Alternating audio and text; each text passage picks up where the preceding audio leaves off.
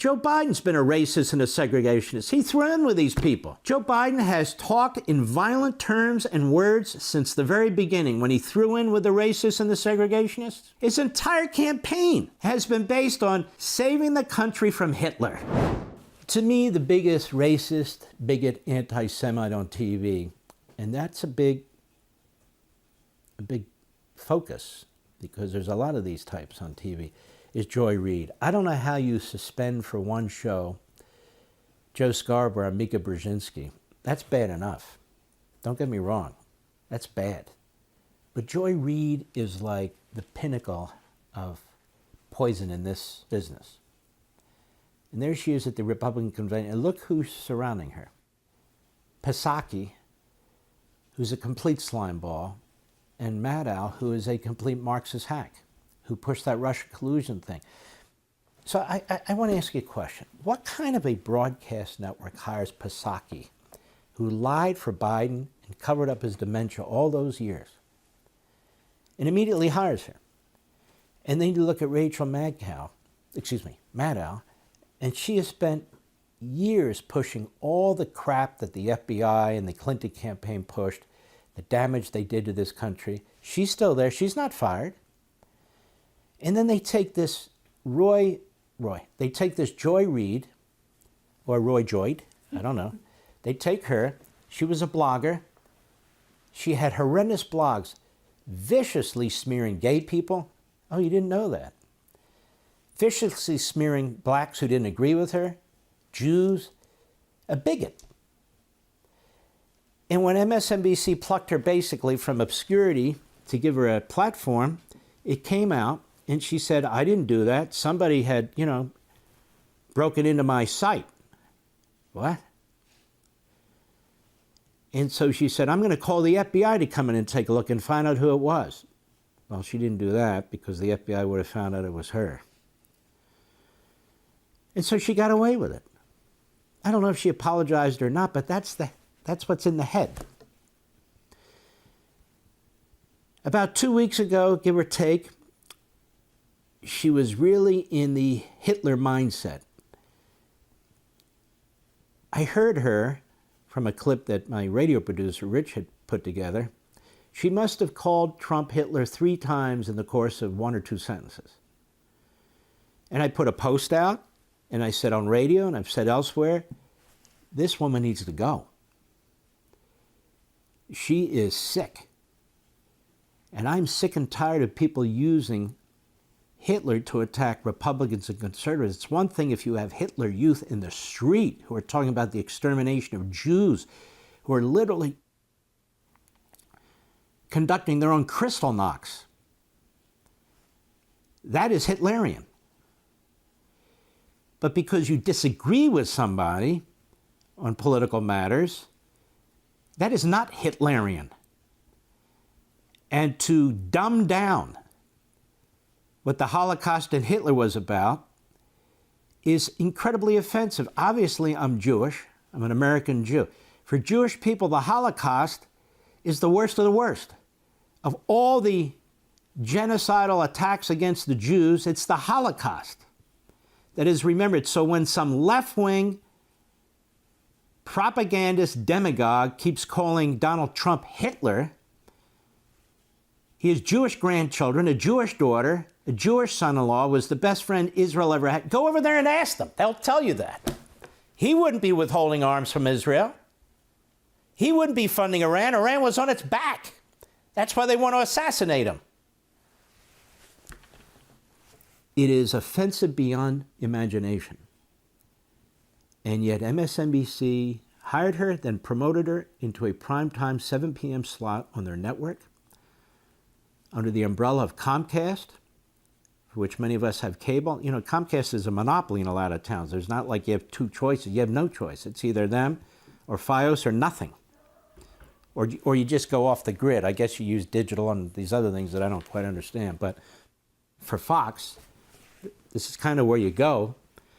And she's just so loathsome. So here President Trump was just shot. This is from Tuesday, I think. Tuesday.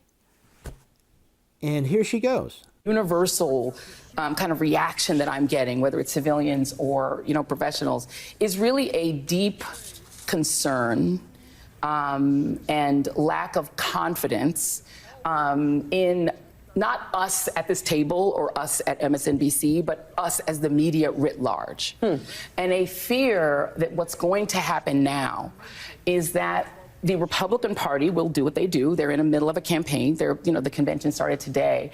But the media will acquiesce to trying to convince people that the things they've been experiencing for the last 5-6 years didn't happen.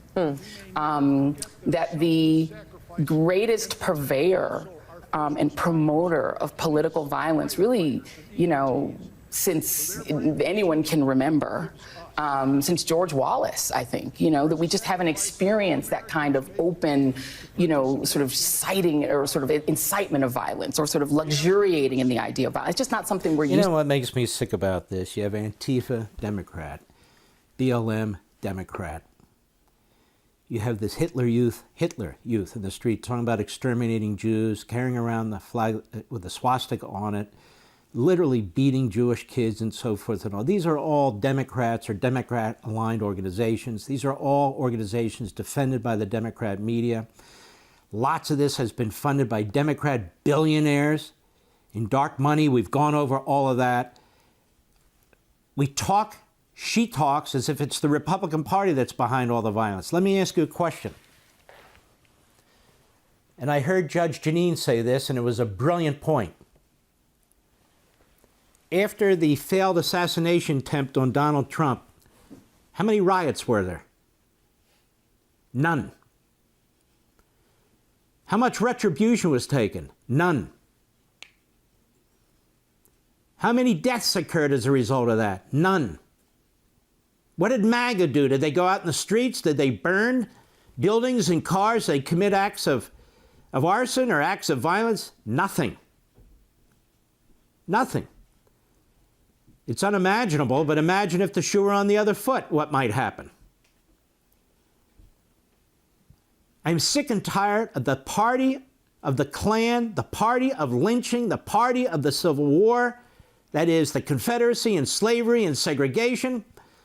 I'm sick and tired of them trying to paint the Republican Party and conservatives as they are, as their history is. They're the party of violence. They're the undemocratic party. And they've been that way almost since the founding of the Democrat Party. They've moved from, obviously, racism against blacks to bigotry against whites. Their anti-Semitism against Jews has always existed. You can look at Franklin Roosevelt. You can look before that, well before that.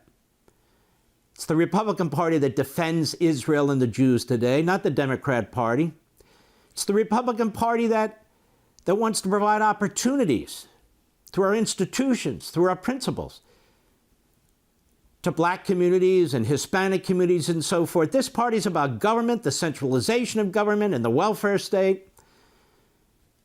This party's about forcing you to believe things that aren't true, that women aren't women and men aren't men, and that men that claim to be women or transitioning women can play sports and women's sports. They destroy the whole Title IX of the Civil Rights Act.